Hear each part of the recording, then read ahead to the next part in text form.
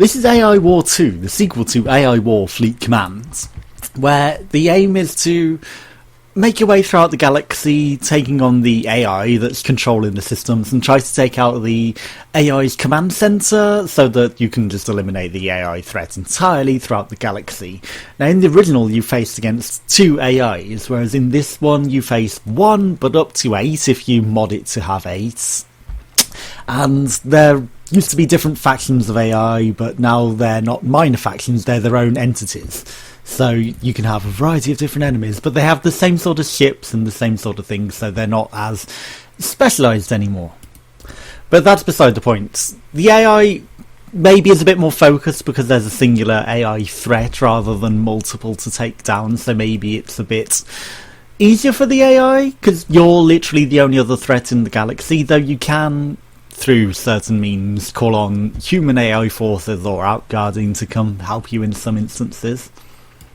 Now, the aim of the game is to capture worlds off the AI, and through capturing these worlds you can discover science or new technologies and, unlock better ships for yourself to take on the AI threat itself.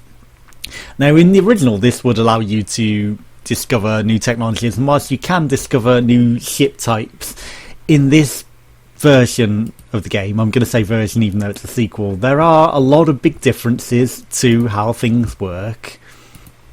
Now, they've streamlined a lot of things, so whilst some of the things such as scouting the AI worlds and conquering them to build logistical commands or, any sort of command structures is a lot easier, they have also made it, a bit more approachable for building your ships, but they've tried to do some reworks to prevent people front-loading, so to speak, and that means that you can't actually ever choose which type of actually offensive ships you can build.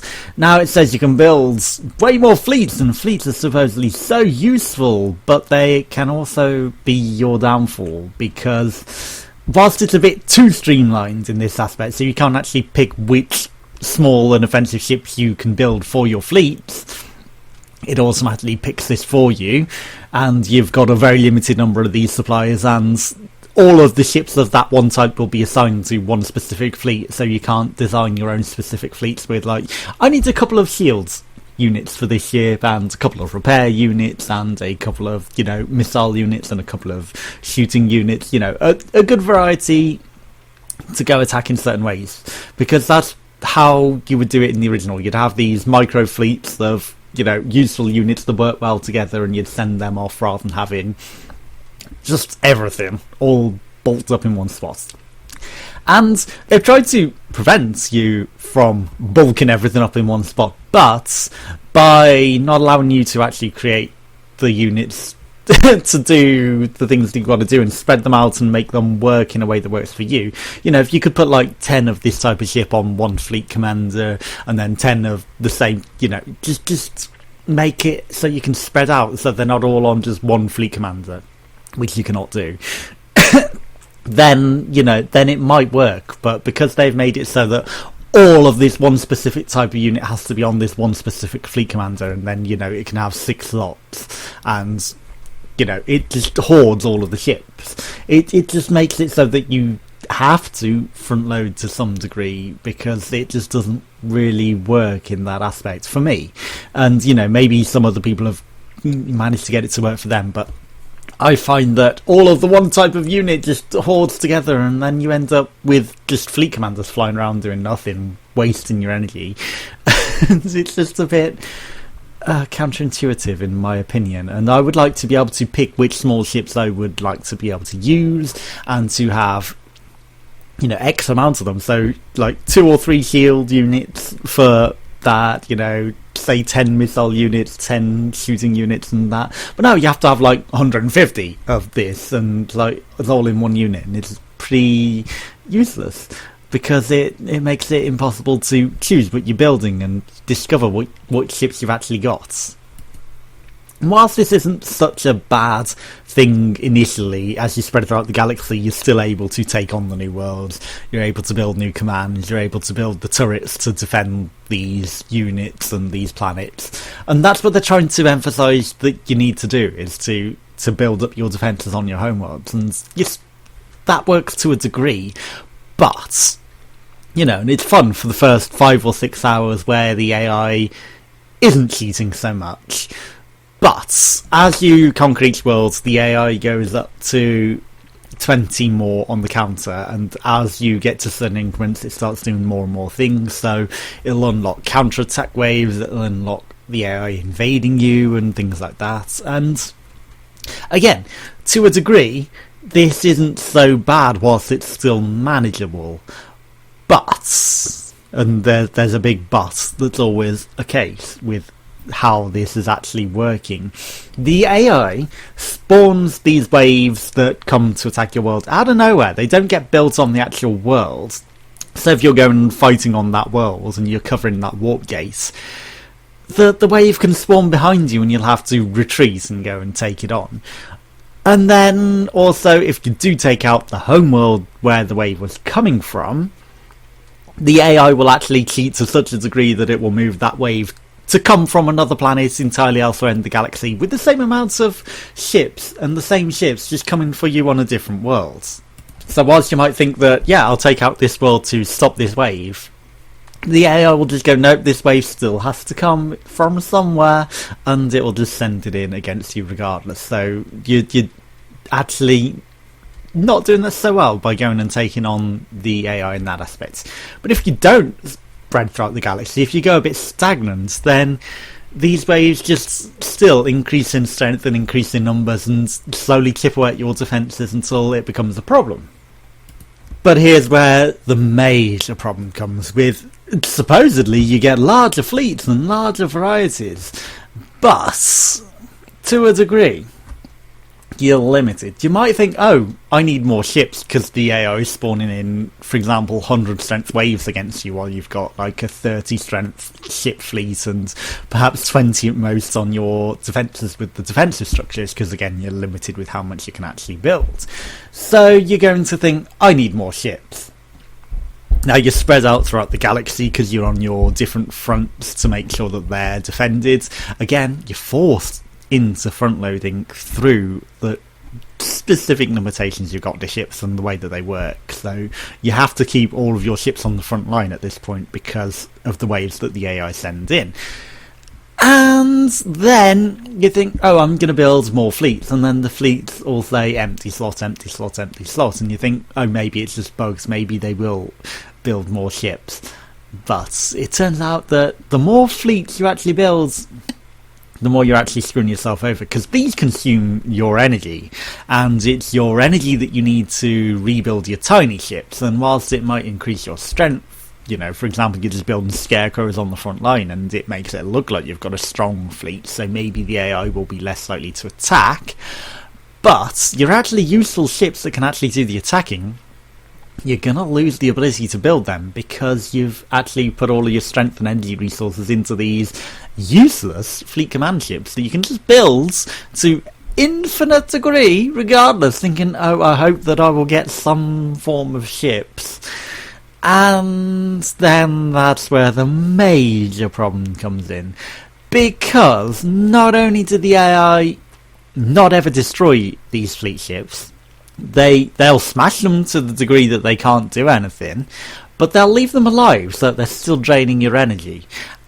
And then you cannot scrap your fleet ships yourself, whether they're being built because you've accidentally overbuilt them because you've been trying to figure out how the heck to get more tiny ships to actually defend against the now 500 strength AI waves that are spawning in against you, which you have zero chance of doing despite only conquering 28 planets out of like 80. It's a bit of a problem because you built all these fleet commanders because you're like, I need more ships, I should have more ships by this point, but you're limited to. So what do you do then? They say that it's to stop you front loading, but once a cheating AI wave spawns infinitely out of nowhere with 500 strength that does not exist anywhere else throughout the galaxy, the homeworld is only 280 strength at most, you can't do anything to defend against that because you've been so hampered and so limited, and then you've built so many of these fleet commands that you cannot scrap for the life of you to get the energy back to actually build tiny ships. that you're just on a death spiral and waiting to die. And that's where this goes wrong, because in the original one it was quite fun, and you could micromanage your tiny ships, which tiny ships you needed, which tiny ships were helpful, have the specific fleet that helped you conquer the galaxy. And they claim that it's to stop you front loading, but when they spawn such big waves, the only thing you can do is to build your fleet into one big spot on your front line. So you can't even have them spread at different spots that are useful to have like different conquering waves to go out throughout the galaxy and take different spots. No. Once it starts doing this, you have to consolidate everything into one spot and front load. And then it's just a matter of hoping. But then you take a few more systems. And then that's when the AI waves get even stronger. And they can build infinite ships. They can build infinitely stronger and bigger waves than you ever can. And whilst you can create some anti-AI zombie fleets to a degree through the waves that are coming and attacking you through some of the different ways that some of the things that you have attack them and turn them into essentially allies that go throughout the galaxy to help fight for you, but you have no control of them, they just wander aimlessly. It still doesn't allow you to ever take on this strength, and this is only partially galactic domination. I was never able to take on the whole thing, and maybe it's hampering the way that you have to play the game, because in the original, how I would like to play it is to completely dominate the entire galaxy, take every single system and own them. And then, yeah, sure, the last battle against the AI took hours on their homeworlds, but yeah, no, it was still pretty fun. But this, they've just made it so you for like 3 hours, 4 hours, going, why can't I pick which ships I would want to build? I need more shield ships, need more offensive ships, and blah blah blah. I've only got these long range rockets, I've got nothing useful, and it became a problem.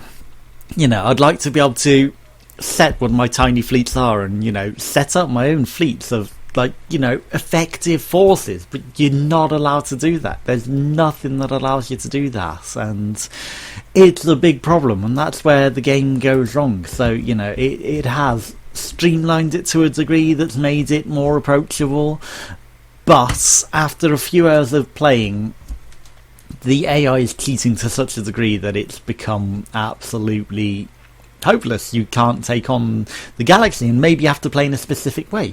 But even then, when the AI take back their worlds and reconquer them, the AI threat doesn't go down. So, if you were to retake them planets again, you're just building the counter again, and the AI is just going to spawn even stronger waves against you that you have absolutely zero possibility of ever building up a fleet that's strong enough to take on the degree of counter force that the AI takes on. So maybe if it builds up less so that it wasn't such strong waves, it might remain to a degree plausible that you could spread throughout the galaxy and take on the AI world in the way that I want to play, which isn't front loading.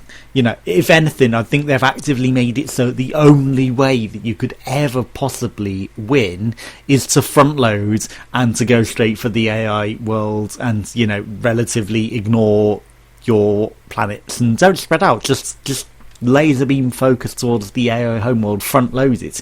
That is literally the only way that it seems to win. So by trying to prevent front loading, they've actually made it so that it's the actual only way that you can ever win. So it's a big problem that does make the game a bit less, a lot less approachable. And after hours of playing, and then to have this spawn against you, I don't think that that's the way that I would like to play. I'd rather play the original, honestly, where I can have command of my ships and build what ships I want from the factories, and build my own micro fleets that work well together rather than how it works right now. So yeah, and no, it's a big problem with the way that works. Okay, so there are Warden, Hunter and Praetorian Guard subfleets to provide the AI new challenges. and opportunities for both you and how the AI, it doesn't specify how that works. It says more approachable gameplay. Yeah, it's more approachable, but a rabbit hole that goes as deep as ever. No, it's the rabbit hole that's actually a black hole that is just the AI cheating against you. More to do in terms of movements and galactic gameplay choices. More to find, more to conquer, and be conquered by.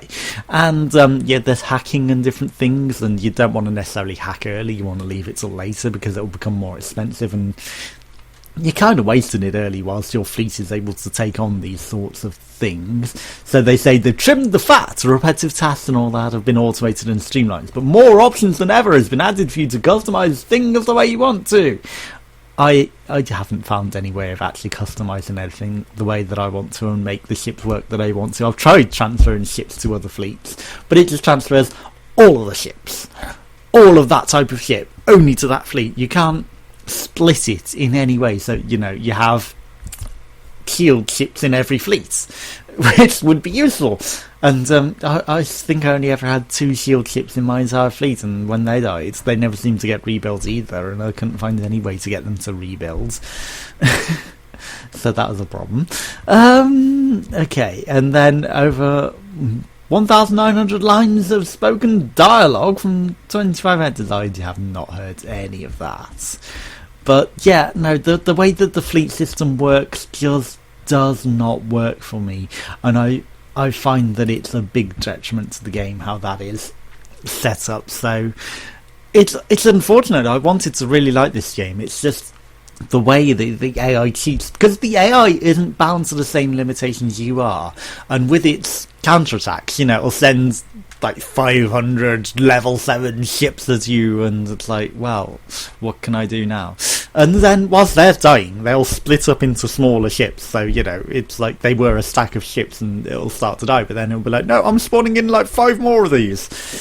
So you know, I just find some of how that they've gone about things, perhaps they made it a bit more approachable, but they've actually removed a lot of the fun gameplay elements for me, and a lot of the ways that work for having fun in the game. You know, they've made it so that you're forced to play a specific way they want to play, rather than, you know, just having fun with a AI simulation strategy game the way you want to play it. Because I don't want to front load all my ships. I want to be able to have like micro fleets that work well, but you're not allowed to actually do that. You are forced into having whatever ships it gives you, and all of them on only one fleet. So, you know, and then, you know, they don't actually follow the fleet ships. They just end up bulked up, and then you try to select them and you just end up with a wave of the same old type of ships, and half the time they don't listen to your commands to move where you tell them to move. Like, you tell a shields person to move here between the enemy fleet and where your station is, so that it's blocking the way, and you'll just be like, no, I'm staying here, mate. I'm not listening to your commands. No matter how many times you click to say go here, do this, your fleet has a mind of its own and just refuses to do it. So I found a lot of it quite frustrating compared to the original, but like I say, it's still fun to the early degrees. But once the AI starts cheating, and maybe this will get changed, and maybe a lot of the things will get changed so that you'll be able to split up your fleets and, you know, set up the fleets the way you want. But at release, and as it stands at this review, the AI just cheats way too much, and it's impossible, and it goes against the ability to enjoy the game. So, you know, it's unfortunate, but the AI cheating and your inability to build what tiny ships you want and set them into fleets that you want is where the game falls flat. And, you know, I would rather play the original, so it's worth checking it out for yourself, but I would probably suggest go get the original. It's going to be cheaper now, and you can have far more control, and it's going to be far more enjoyable.